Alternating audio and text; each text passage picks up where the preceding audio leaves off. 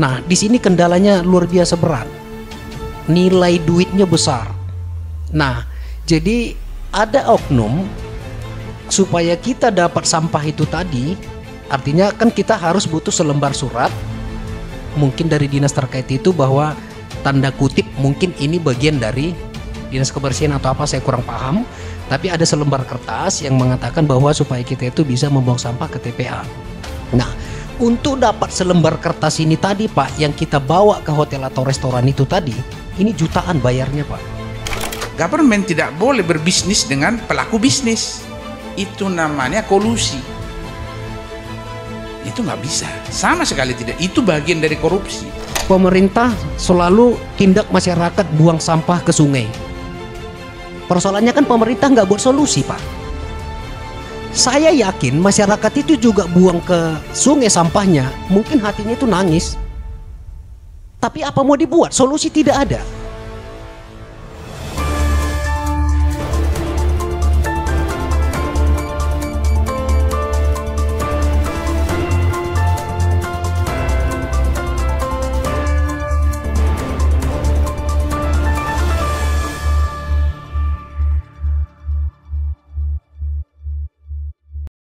Di sini bincang-bincang perihal keberadaan bank sampah di tengah masyarakat.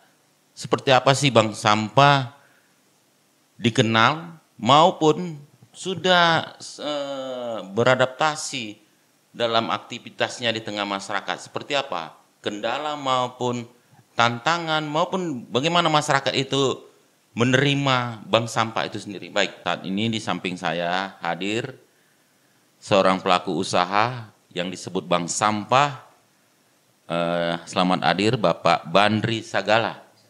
Baik, Pak Bandri Sagala selaku pengusaha atau katakanlah pengelola bank sampah yang mempekerjakan kaum marginal. Kemudian di samping kita juga hadir tokoh masyarakat, tokoh nasional juga mungkin bergerak di birokrasi pemerintahan, Bapak Sony Manalu. Selamat hadir Bapak Sony Manalu. Ya, sahabat peduli kaum marginal. Baik. Nah, boleh tahu ini Pak Bandri bahwasannya bank sampah beradanya di tengah masyarakat juga. Ya. Nah, kemudian di tingkat katakan kelurahan, desa, itu kan ada petugas-petugas kebersihan. Ya. Bagaimana sinerginya atau memang dalam kesehariannya justru jadi persaingan? Ya, kira-kira adakah di situ terjadi kendala gitu? Ya, jadi semulai kita perjalanan ini sebenarnya memang betul yang seperti Bapak bilang tadi, seolah-olah sekarang ini adalah dinas kebersihan ini merasa dengan adanya kami jadi saingan Bapak. Contohnya, jadi sekarang ini kalau kita seandainya ada tim kita itu mengutip sampah di jalan, nah berarti kan yang bernilai nominal ada duitnya kan udah diambil tuh. Ini pihak Pemko-nya yang ngutip sampah itu tadi itu marah itu. Nah gitu. Jadi seolah-olah mereka itu tanda kutip seolah-olah mereka itu gajinya dari hasil sampah buangan orang padahal mereka adalah orang Pemko gitu Pak. Nah, jadi di sini juga kita minta kemarin melalui lingkungan tolong Pak itu dikomunikasikan gitu Pak. Itu. Atau ada seperti mungkin pada saat alokasi pembuangan itu di situ kapan mereka membuang sampah masyarakat baru bank sampah bekerja atau ada tempat khusus yang kira-kira diharapkan bank sampah itu bekerja gitu. Jadi mungkin di tempat pembuangan sementara atau pembuangan akhir apakah ada regulasinya untuk menempatkan petugas-petugas bank sampah dengan dinas kebersihan pada saat yang waktu yang sama mereka kapan bisa bekerja gitu? Ada nggak regulasinya seperti itu Pak? Itu sebenarnya yang salah satu yang kita minta ke pihak lingkungan atau mungkin kalau di daerah kepala desa. Jadi yang kita maksud itu dibantu kita dari sisi pemerintahannya mensosialisasikan ke masyarakat. Ini sampahnya dipilah loh, yang ini bisa jadi uang, yang ini bisa jadi uang, yang ini bisa jadi uang. Sebelum habis artinya tidak ada lagi nilai nominalnya, maka itulah yang dimiliki oleh pemerintah yang dibuang ke TPA. Nah persoalannya sekarang ini Pak, pihak pemerintah ini sampai detik ini saya berbicara masih setengah-setengah Pak. Mungkin pun nggak nyampe setengah. Itu. Jadi sehingga hasil dari bank sampah ini walaupun sudah ada ratusan di Kota Madya Medan ini, menurut saya masih minim hasilnya Pak. Nah, tidak sosialisasi dengan baik gitu dia Pak. Nah, jadi inilah yang kita minta selalu ke pihak pemerintah setempat, seperti kalau di kami mungkin ke lurah, supaya dibantu kita mensosialisasikan ini ke masyarakat gitu Pak. Jadi sejauh ini Pak, apakah Bapak juga yang katakan pengelola mengakomodir para pekerja, apakah yang pekerja ini warga lokasi itu atau warga dari luar atau dari gimana? Kalau kita dari lokasi setempat Pak. Lingkungan di situ. Lingkungan di situ. Artinya kan tujuan kita adalah Ya. membantu pertama supaya sampah itu terpilah, bisa jadi ada nilai uangnya.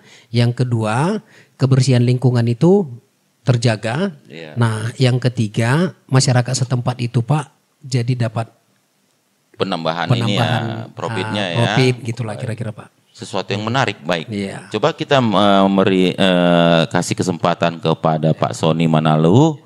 Menurut Pak Sony Manalu, ini adalah aktivis-aktivis yang sebenarnya mengangkat kaum marginal juga dengan kegiatan bank sampah. Mungkin ada sedikit perbedaan pemahaman terhadap regulasi atau apa. Menurut pandangan Bapak seperti apa yang terjadi ini Pak? Iya, begini. Saya sebenarnya tertarik dengan konsep bank sampah ini. Cuman karena saya 30 tahun mengabdi di Kementerian Sosial dan salah satu yang saya rehabilitasi, yang saya dampingi, yang saya berdayakan adalah para pemulung. Maka saya lihat ini ada korelasinya. Di satu sisi orientasinya adalah profit, betul, dan pemerintah harus berterima kasih kalau masyarakat tumbuh secara ekonomi. Di sisi lain, bank sampah ini harusnya bisa memberikan kesejahteraan kepada masyarakat yang selama ini hidup dari sampah. Itu dulu pertanyaan kita, apakah bank sampah ini sudah bisa membuktikan, bisa menunjukkan bahwa dia berpihak kepada kaum marginal yang kita sebut pemulung. Jangan sampai misalnya bank sampah mengangkat tenaga kerja sendiri yang bukan dari pemulung, maka dia menjadi saingan bagi pemulung di lapangan. Itu yang pertama. Oleh karena itu kembali kepada misi bank sampah ini. Kalau semata-mata orientasinya adalah bisnis, maka dia ketika berhadapan dengan orang lain pastinya adalah B2B, business to business. Nah, kalau sudah bicara business to business tujuannya, Pak Sagala, maka restoran kan bisnis. Maka ketika dia tahu bank sampah ini orientasinya bisnis, dia bicara business to business. Itu kalau sesama business to business. Tapi ketika kita bicara dengan pemerintah, tidak ada bisnis B2G namanya. Business to government. Pemerintah kan government. Government tidak boleh berbisnis dengan pelaku bisnis. Itu namanya kolusi. Itu nggak bisa. Sama sekali tidak. Itu bagian dari korupsi. Makanya KKN itu korupsi, kolusi, nepotisme. Iya kan? Jadi kalau ada oknum dinas instansi terkait menghambat ketika ada ekonomi kecil menengah tumbuh, dia hambat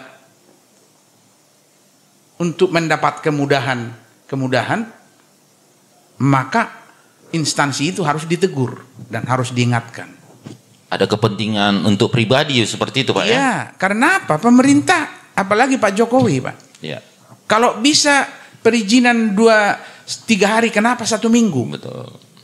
Iya kan? Kita kan melihat di televisi bagaimana urusan Pelindo. Iya. Yang supaya keluar barang peti kemasnya harus 3 minggu dulu dari Tanjung Priuk, dia bisa bikin 3 hari.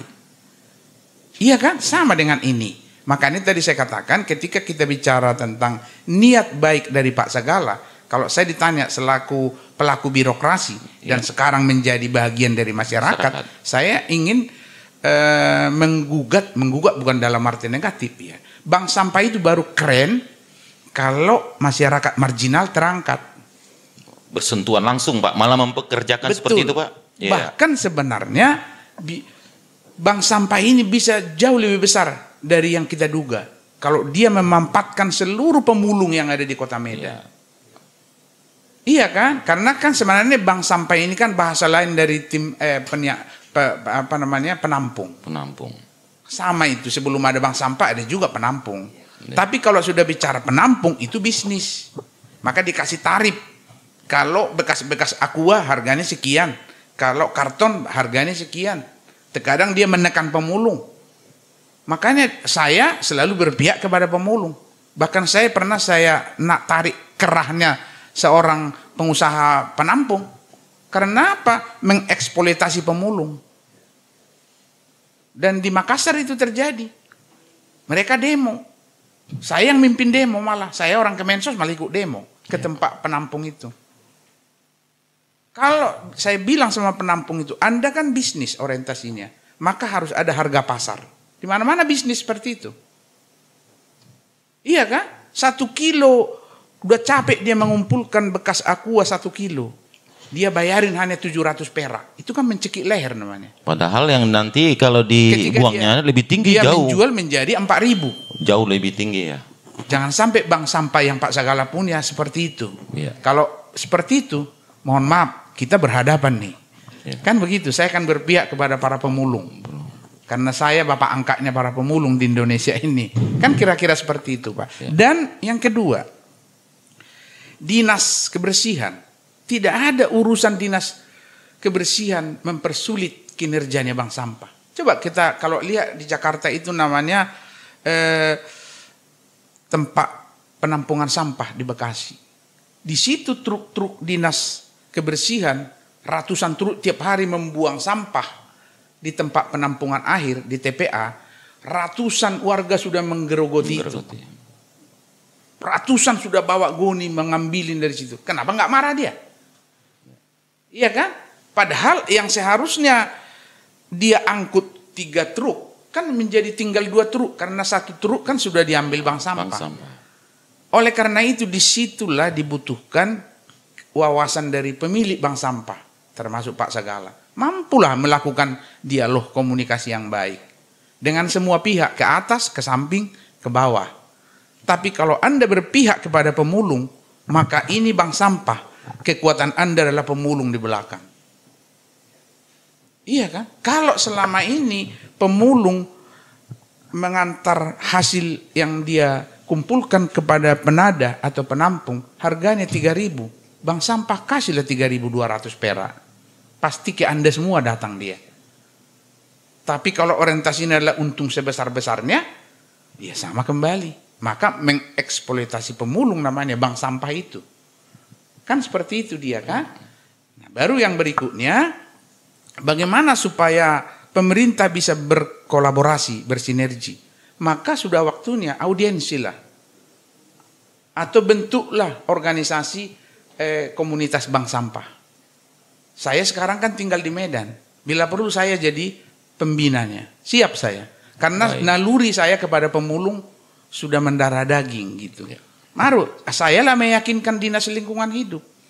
Ketika mereka ingin melakukan sosialisasi, karena ini berkaitan dengan lingkungan, dia fasilitasi. Pemerintah harus fasilitasi. Iya kan? Bukan malah minta kan seperti itu. Sepanjang bank sampah yang Pak Sagala pimpin bisa presentasikan, ini loh Bu, dengan kerjasama pemulung, untung yang kami dapat sama kecil. Kan begitu. Dibandingkan dengan penampung. Kan bisa diperbandingkan semua. Jadi pemulung hidup lebih sejahtera, kota Medan menjadi asri, lebih bersih. Iya kan? Ekonomi tumbuh, kami tidak beban pemerintah. Coba kalau pemilik bank sampah ini jadi beban pemerintah semua. Melakukan tindakan-tindakan yang bertentangan dengan hukum. Kan beban pemerintah. Tapi ini kan mengurangi beban. Apalagi bank sampah ini mempekerjakan banyak orang. Iya kan? Berapa banyak sekarang yang terlibat di bank sampah kita? Kalau di kami itu Pak, wilayah kebetulan Deli Serdang TDU-nya yang saya punya, anggota 9 orang. Tapi timnya kita Pak, atau dalam role pemulungnya, itu ratusan orang. Iya. Nah, bisa sedikit saya terangkan Pak, persoalan di lapangan ini Pak. Jadi mungkin Bapak bisa bantu koneksi ke pemerintah. Persoalan di belakang kira-kira begini ceritanya Pak. Kami untuk mendapat sampah hotel atau restoran Pak, Nah, di sini kendalanya luar biasa berat. Nilai duitnya besar. Nah, jadi ada oknum supaya kita dapat sampah itu tadi, artinya kan kita harus butuh selembar surat mungkin dari dinas terkait itu bahwa tanda kutip mungkin ini bagian dari dinas kebersihan atau apa, saya kurang paham, tapi ada selembar kertas yang mengatakan bahwa supaya kita itu bisa membuang sampah ke TPA. Nah, untuk dapat selembar kertas ini tadi Pak, yang kita bawa ke hotel atau restoran itu tadi, ini jutaan bayarnya Pak. Gitu. Ya. Mengeluarkan budget tertentu gitu ya. Iya, ke oknum dinas terkait. Iya. Nah, yang kedua Pak, kita bayar kontrak lagi ke hotel tersebut atau restoran tersebut, rata-rata itu Pak di atas 5 juta dan bahkan ada sampai 40 juta. Kita bayar lagi tuh. 1 tahun. 1 tahun Pak. Nah persoalannya jadinya kan begini Pak. Kalau sudah sampai mengeluarkan angka, kalau ke selembar kertas itu tadi kurang lebih 3 sampai 5 juta, ke restorannya mulai dari 5 juta sampai ke 40 apa 50 juta. Ya kalau udah orang kaya namanya Pak, bukan lagi kaum yang ini, kan itu persoalannya. Padahal mereka Gitu. kita bantu untuk buang sampah mereka Itu. Padahal secara ekonomisnya, ya tanda kutip Pemko Medan lah dulu katakan, berarti kan sudah mengurangi biaya operasionalnya dengan adanya kami. Sudah. Tapi kenapa kami mesti dipersulit? Sudah paham. Siap. Baru yang ketiga Pak, persoalannya lagi. Jadi begini, pemerintah selalu tindak masyarakat buang sampah ke sungai. Persoalannya kan pemerintah nggak buat solusi Pak.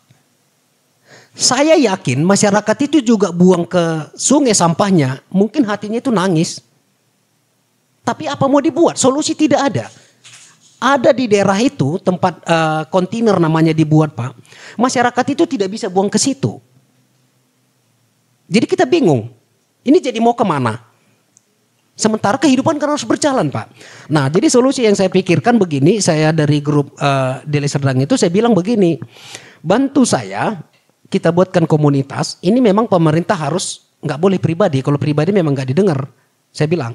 Nah persoalannya kan harusnya pemerintah itu siapkan di situ tempat sampahnya atau kontainer namanya Pak. Sehingga masyarakat itu juga nggak buang ke sungai, nggak membakar sampah. Nah tapi sampai detik ini tidak terrealisasi. Dan justru ada desa setempat membuat TPA-nya di situ. Bukan TPA, TPS-nya kontainer. Kalau kita buang sampah ke sana malah kita dihajar itu, ditangkap. Saya lucu juga, tempat sampah kita buang sampah kok dimarah. Nah ini saya kurang paham Pak gitu. Jadi mohon nanti Pak Sony gimana caranya ini supaya masyarakat itu memang, saya yakin masyarakat itu juga nangis kalau buang sampah itu ke sungai. Masyarakat itu juga kalau membakar itu sakit hatinya. Tapi nggak ada solusi Pak. Memang begitulah yang terjadi Pak. Bisa saya jawab. Jadi baik, saya sangat paham betul apa yang Anda bicarakan. Memang butuh kesabaran. Butuh kesabaran menangani hal seperti ini. Mungkin teman-teman tahu, seperti disampaikan oleh host kita dari media tadi, saya ini 30 tahun berkecimpung di Kemensos dan saya 8 tahun direktur mengurusi pemulung. Doakan kalau kita berhasil mewakili masyarakat Sumatera Utara besok duduk di DPR RI, saya yang akan mengkoordinasikan semua pemilik bank sampah itu untuk membentuk komunitas. Karena saya mantan direktur rehabilitasi tuna sosial. Jadi pas. Langsung bersentuhan kepada Jadi makanya tadi Pak. dari awal kan aku sebut, ini kan tidak seperti membalikkan tangan. Ya dalam tanda petik ini mafia. Mafia Pak. Hal-hal yang dulu kita anggap bisa menjadi pahlawan, sekarang semua udah dibisniskan. Nah oleh karena itu saran saya tadi di awal, Pak Sagala, Anda kan yang berani membongkar ini. Ya kita terima kasih juga ke delegasi TV yang membuka ruang ini. Iya kan, supaya ditonton semua orang. Bentuklah komunitas. Karena maka terbentuklah sebuah organisasi nirlaba kan, yang sama-sama peduli. Orientasi organisasi bukan bisnis. Maka bisa orientasinya adalah sosial. Peduli tadi kaum marginal. Saya sudah katakan di awal, kalau dibentuk itu sebagai warga Sumut, saya siap menjadi bersama-sama. Entah saya penasehat, supaya saya dengan segala rekam jejak pengalaman saya bisa meyakinkan instansi itu, termasuk dunia usaha tadi. Maka niat mulia dari komunitas itu nanti dipresentasikanlah berapa ratus pemulung yang meningkat hidupnya akibat kehadiran bank sampah ini. Ini kita sampaikan kepada, bila perlu ke Menteri Sosial. Jadi kalau tadi Anda bilang surat dari lingkungan hidup, sebenarnya ada satu surat rekomendasi. Kalau betul bank sampah ini bekerja sama dengan para pemulung, dinas sosial harus terlibat. Jadi ini urusan sosial. Karena lingkungan hidup itu urusan bisnis. Jangan dikira tidak banyak mafia dalam konteks lingkungan hidup. Limbah itu dibisniskan. Nah, pabrik-pabrik kan semua kan harus berkaitan lingkungan. Ini yang saya tidak habis pikir. Kenapa berbayar ke oknum? Kita menyebut oknum ya. Tidak boleh ini. Dan mudah-mudahan saya besok bisa bergabung dengan komunitas ini dan saya duduk. Pak, ini kita lawan habis, Pak. Saya yang konferensi pers itu. Luar biasa nih. Itu janji saya. Karena apa? Boleh ditanya, bisa buka di Google bahwa saya memang ngurusin pemulung selama ini. Makanya ada organisasi pemulung. Iya, dan saya pemulung. Tanya, iya, saya bawa ibu di sini. Saya di Jakarta, di Medan, setiap botol aqua itu saya rapikan. Saya lindas pakai ban mobil supaya bisa kususun rapi di dalam kardus. Setelah kamu kumpul satu kardus, ada pemulung lewat, orang tua khususnya, karena kalau sudah sampai umurnya 70 tahun masih memulung, berarti hidupnya susah. Maka saya kasih gratis, cium tangan dia. Jadi saya pemulung. Hanya bedanya saya pemulung, uangnya bukan buat saya, tapi buat pemulung yang sebenarnya. Coba kalau seluruh para pejabat, pegawai melakukan hal yang sama, ringan Bapak, maka pemulung antar ke Bapak. Sudah dalam kondisi terpilah dan sudah rapi. Iya kan seperti itu. Jadi kalau di rumah saya ada tempat plastik, ada tempat karton, ada tempat kertas tipis, karena semua itu bernilai ekonomi. Kan seperti itu. Berarti Bapak udah melakukan konsep bank sampah itu sendiri ya? Kalau saya beli Dunkin Donut misalnya, kan ada kotaknya. Iya. Itu saya buka kiri kanan jadi kertas. Itu naluri pemulung. Karena saya sahabat kaum marginal. Itu tadi. Dan pemulung adalah orang yang selalu dianggap marginal. Walaupun Bang Robin, saya yakinkan Menteri Sosial. Perlakuan terhadap pemulung bukan pendekatan penyandang masalah sosial. Dia tidak perlu dikasihani. Karena pikirannya produktif. Sampah dia bikin jadi emas. Dia lebih produktif dari pegawai negeri yang buang sampah aja sembarangan. Kan begitu. Jadi perlakuan ke dia bukan pendekatan belas kasihan. Tapi kasih sayang. Apa bedanya belas kasihan dengan kasih sayang? Kalau belas kasihan ada pengemis, kita kasih, nih makan kamu. Itu namanya belas kasihan. Karena habis makan dia butuh lagi belas kasihan berikutnya. Tapi kalau kasih sayang, kita pegang tangannya, kita bawa dari situ. Jangan kamu di situ lagi, bukan di situ tempatmu. Itulah yang kita lakukan itu. Makanya saya keliling seluruh Indonesia, ke Makassar, kemana-mana, menjumpai tempat pemulung menampung semua barang-barang yang dikumpulkan itu. Saya baru jelaskan, ini emas. Jangan tekan para pemulung, karena pemulung itu semua mengeluh, terlalu murah kepada penampung. Apalagi sudah dikasih pinjaman dulu. Pemulung kan nggak ada Pak yang tidak meminjam. Dia mau mengumpulkan 5 goni, sebulan lagi minjam duitnya sekarang. Jadi terikat dia ya? Jadi terikat suka-sukanya yang penampung lah. Udahlah yang penting dapat duit dulu kawan ini. Walaupun hanya 50.000. Bayarnya nanti 5 goni. Sampah. Nggak manusiawi. Dan komunitas bank sampah harus melindungi mereka. Jadi kalau ini bisa menjadi organisasi, saya dengan senang hati bergabung di situ. Luar biasa. Mari kita berdua bersama-sama. Baik, pemirsa delegasi, kita sudah mendengar pemaparan dari seorang pelaku bank sampah dan juga sini ada Pak Sony Manalu yang sangat antusias mengangkat kaum marginal. Nah, ini juga kita perlu lebih jauh mengetahui Pak Benri Sagala.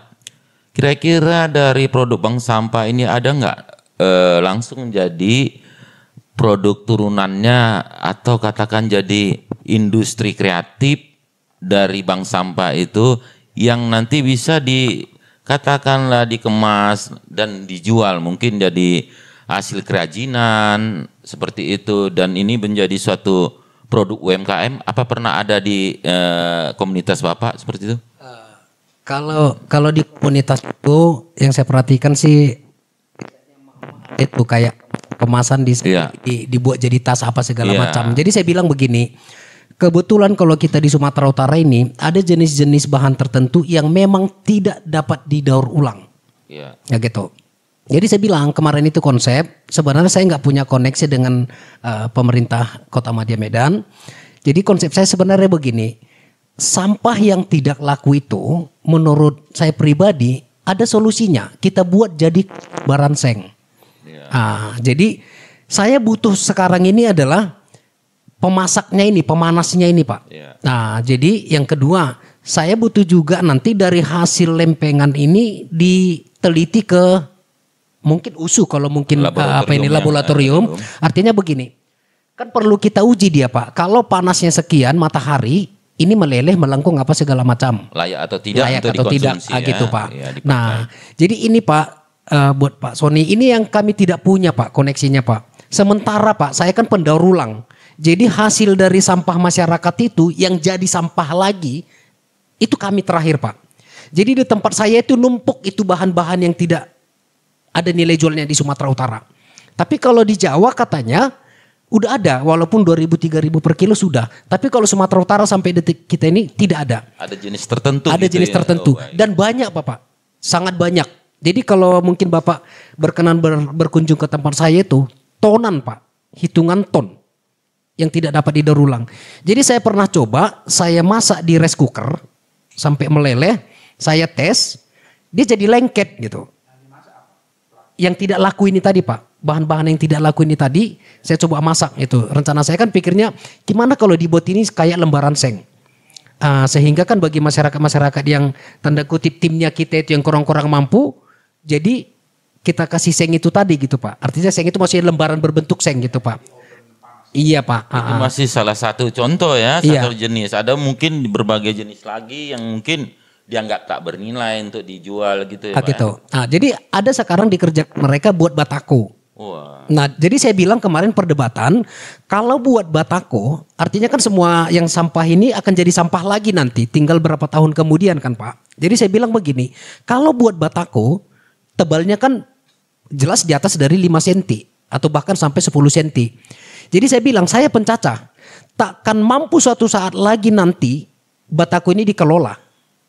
Nah kalau yang saya bilang idenya saya, berarti ketebalannya kan kalau seng itu ada bahkan 0, kalau seng-seng yang berbau plat besi. Nah saya bilang kalau ini dari bahan daur ulang atau plastik segala macam, kita buat aja sekitar dia 2 mili.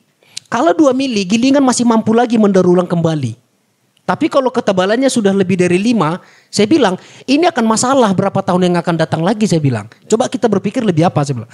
Nah kebetulan ide ini Pak, sampai detik ini tak ada solusinya gitu Pak. Gitu. Padahal kalau jadi dia seng itu Pak, artinya kan masyarakat, artinya timnya kita itu pemulung itu kan banyak yang istilahnya rumahnya udah bocor apa segala macam.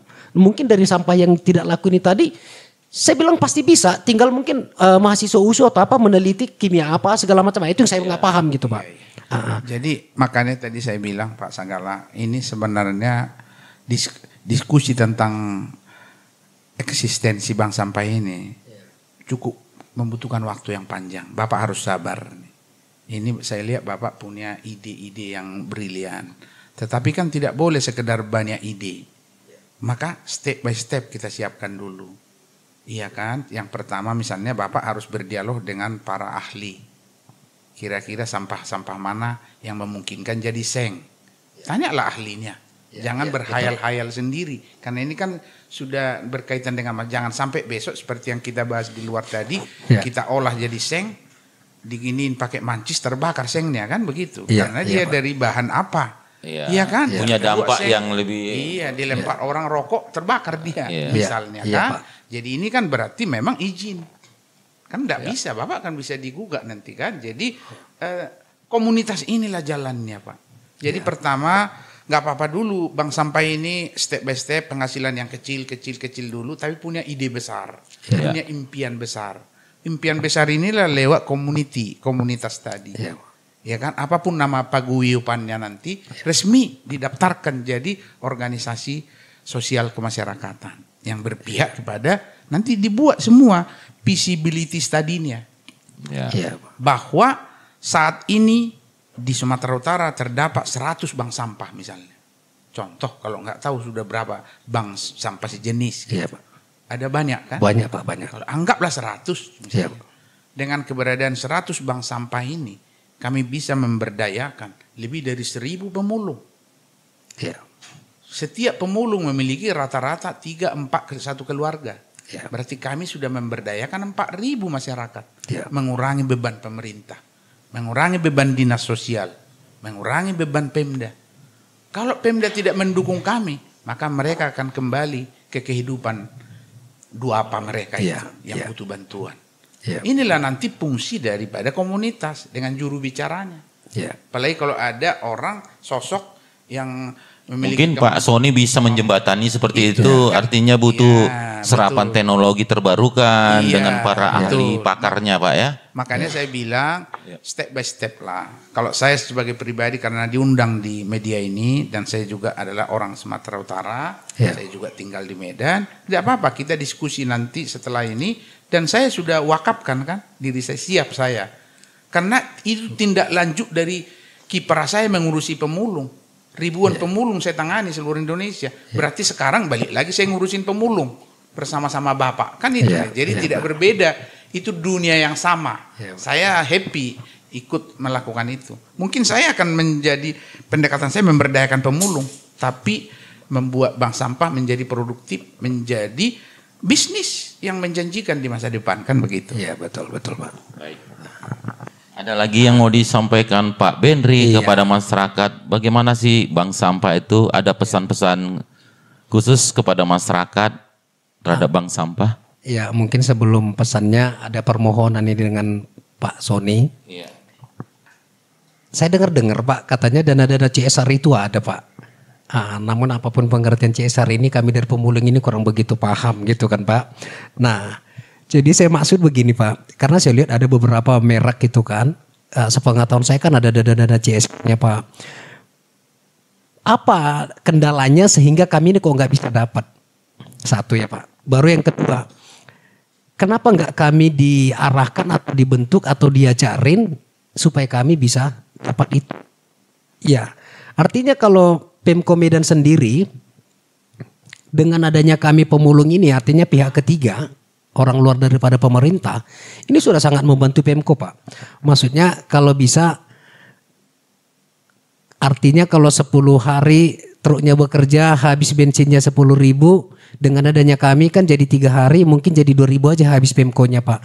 Ya kalau bisa sisanya itu dibagi ke kami gitu Pak, supaya kami bisa lebih hidup lagi gitu kira-kira Pak. Satu. Yang kedua, nah kendaraan-kendaraan kami ini Pak, pemulung-pemulung ini, ya mungkin bisa kita lihat di lapangan itu, artinya bannya udah bengkok-bengkok, remnya udah gimana-gimana. Jadi sehingga mereka memulung dapat 10.000, becaknya rusak, habis.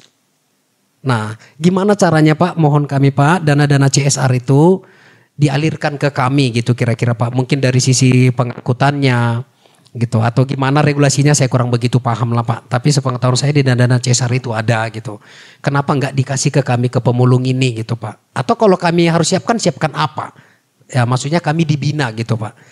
Jangan, ya mohon maaf, ada beberapa oknum terakhir ini datang ke tempat saya di Helvetia. Ya oknum lah ya, datang nakut-nakutin cari salah gitu. Jadi mana ini. Saya terus emosi. Jadi saya bilang, Pak, kalau cari salah, saya mau tanya, manusia mana yang gak ada salah di dunia ini? Persoalan menurut saya, kalau Bapak cari salah saya kira tidak fair. Pertanyaan saya, Bapak sudah ada bina kami gak? Kami masyarakat ini dari pemerintah. Sampai detik ini saya gak ada dibina kok. Kok Bapak nyari-nyari salah saya bilang. Nah, Bapak tahu sekarang saya bilang, dengan adanya kelompok kami ini, anggota saya aja 9 orang.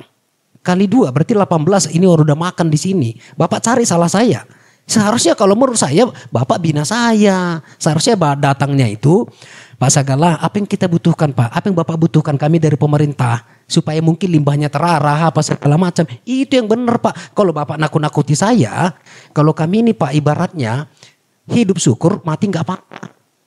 Saya bilang, maksudnya Pak Sony bantu kami. Jadi pemerintah ini jangan juga nakut-nakuti. Jangan membinasakan kami. Jadi kami itu dibina Pak, bukan untuk dibinasakan gitu Pak. Kami ini sangat banyak kekurangan. Iya, orang sekolah kami juga nggak punya. Jadi kami nggak begitu paham regulasi sistem. Kami nggak begitu paham Bapak.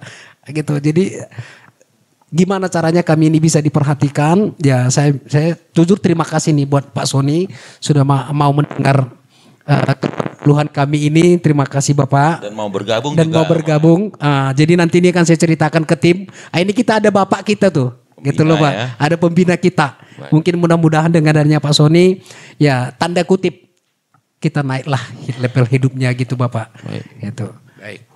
Bisa saya Ya, jawab. silakan, Pak Oke. Sony. Ya. Jadi gini Pak Sagala. Pertama, jangan kita langsung a priori kepada pemerintah. Ya. Sebenarnya tidak ada pemerintah yang niatnya jelek. Kalaupun ada itu adalah oknum. Saya yakin oknum dan kalau bertemu saya pasti beda nanti ngomongnya. Ini kan soal jaringan ya. Tidak apa-apa, tapi bank sampah ini jalan terus. Ya kan? Tetapi persiapkan semuanya, senjata-senjata yang diperlukan menghadapi pemerintah, menghadapi masyarakat, menghadapi pemulung. Yang kedua ada konsep, ada visi, ada misinya. Itu baru bisa terjadi kalau bank sampah ini kompak. Buatlah komunitas. Jangan bersaing-saingan. Karena tujuannya kan mulia. Iya kan? Karena saya tadi di awal ternyata kan tidak memiliki badan usaha resmi. Berarti kan bukan bisnis murni. Berarti kan nirlaba. Artinya kan pemberdayaan masyarakat. Maka seharusnya memang kalau seperti ini ada lembaga swadayanya, ada LSM-nya, kan seperti itu kan. Tapi tidak apa-apa. Nanti dengan komunitas itu sudah jadi lembaga. Jadi apapun namanya terserah. Kalau mau minta masukan dari saya namanya, ya mikir-mikir dulu kita kan. Yang kena di hati pemerintah, kena di hati rakyat, kena di hati pemilik bank sampah itu. Kan harus simbiosis mutualisme, harus saling menguntungkan semua pihak. Yang tidak boleh pemerintah mencari untung dari masyarakat, itu tidak boleh. Oknum pemerintah cari untung dari masyarakat yang sedang berjuang untuk memandirikan ekonomi dirinya, keluarganya, lingkungannya dan masyarakat. Harusnya pemerintah memudahkan fasilitas. Oleh karena itu ada dua cara. Kalau saya dikasih masukan ya, masukan pertama adalah audiensilah kepada pemerintah daerah, instansi terkait.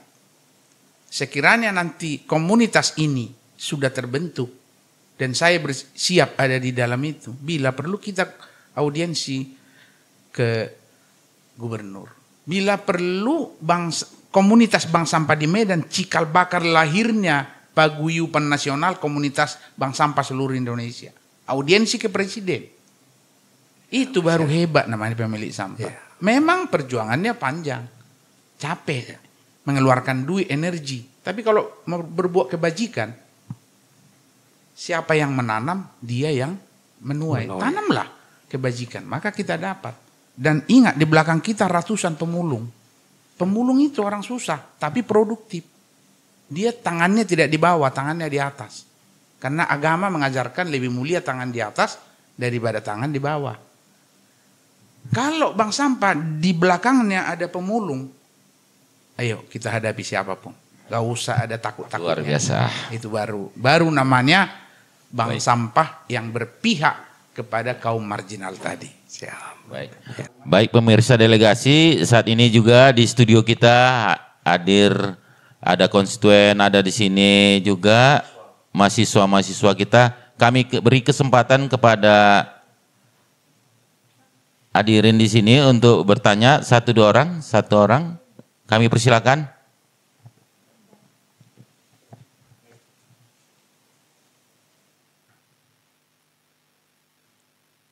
Baik, terima kasih Bapak atas kesempatan yang telah diberikan kepada saya. Perkenalkan, nama saya Intan Sari Jamili, Universitas Prima Indonesia, dan dengan jurusan Sistem Informasi, Pak. Jadi ingin bertanya, kami sebagai generasi muda ingin tahu dan mendengarkan pendapat Bapak. Bagaimana peluang dan kesempatan lulusan perguruan tinggi bisa mendapatkan kerja atau terjun ke dunia bisnis, Pak? Terima kasih. Baik, kepada Pak Sony mungkin bisa menjawabnya Pak dari adik-adik kita mahasiswa. Baik, Dek. Pertanyaan ini memang hampir selalu menjadi pertanyaan setiap saya berkunjung ke daerah. Jadi begini, Dek. Apa tujuan orang kuliah? Untuk mendapatkan apa? Pertama, ilmu pengetahuan yang baik. Yang kedua, wawasan yang luas. Ya, jadi kalau sudah memiliki pendidikan yang tinggi, wawasan yang luas, dengan pendidikan yang tinggi, dengan wawasan yang luas, maka dia lebih mudah beradaptasi dengan lingkungannya. Bukan berarti setiap satu lembar ijazah langsung kerja, enggak jaminan kan. Itu kan kertas. Kan hanya kertas ijazah itu. Setelah kita bawa kertas itu ke tempat mana kita melamar, maka yang didengar adalah sosok kita, bukan ijazahnya disimpan itu. Didengar wawasannya, didengar tutur katanya, didengar sikapnya dan perilakunya. Saya selalu mengatakan, dimanapun berada, seharusnya seseorang yang sudah sarjana tidak boleh menganggur. Kalau dia menganggur berarti ada yang kurang dalam dirinya. Mungkin yang kurang pertama gengsinya tinggi. Mungkin ada kesombongannya. Yang ketiga mungkin dia rendah diri. Saya punya putra, kuliah hubungan internasional. Hari ini meja hijau, besoknya bekerja jadi tukang setrika kain. Papanya seorang direktur. Dosa apa tidak? Tidak dosa. Merasa hina enggak Pak Sony? Anda direktur tapi anak Anda setrika kain di laundry. Enggak ada yang hina di situ. Jadi oleh karena itu Anda mahasiswa semua sekarang sambil kuliah nih, sebentar lagi kan mau selesai. Mulai pikirkan what the next after wisuda. Setelah wisuda saya kemana? Bukan hanya mengejar selembar ijazah. Selembar ijazah itu besok bisa terbakar, bisa hilang. Tapi ilmu tidak bisa terbakar. Sikap, wawasan tidak bisa terbakar. Mulailah dari hal-hal terkecil. Maka Anda akan mendapatkan hal-hal besar. Saya dulu pernah loper koran. Saya kondektur Sudako. Di Medan namanya Sudako. Saya supir taksi. Karena saya tidak mau disebut tidak manusia produktif. Masa badan saya sehat. Gelar saya sarjana. Masa saya beban lagi sama orang tua kan? Tinggal dimulai dari niat dari dalam. Lakukanlah itu. Toh saya dulu pernah supir taksi, pernah kondektur, pernah loper koran. Tapi kan jadi eselon 1. Sekarang jadi calon DPR RI. Kan semua bisa kan? Maka itu tadi. Jadilah generasi petarung. Saya selalu mengatakan jadi generasi petarung. Kalau petarung itu apapun berani dihadapi. Asal di jalan yang benar. Anda selesai kuliah, bisa Anda berkolaborasi dengan bank sampah. Anda mengkoordinir pemulung-pemulung. Iya kan? Anda sudah punya jaringan kerja. Maka Anda orang yang dimuliakan, yang disayangi oleh orang tua dan lingkunganmu sendiri. Saya kira itu masukan saya, jangan gengsi, mulai dari diri sendiri, mulai dari hari ini. Caranya, walaupun Anda wisuda 10 bulan lagi, sekarang sudah mulai cari pekerjaan itu. Pekerjaan apapun yang penting halal dan produktif. Ya begitu ya teman-teman semuanya. Jadi jangan ragu dalam hidup ini. Kita yang menentukan masa depan kita, bukan pemerintah.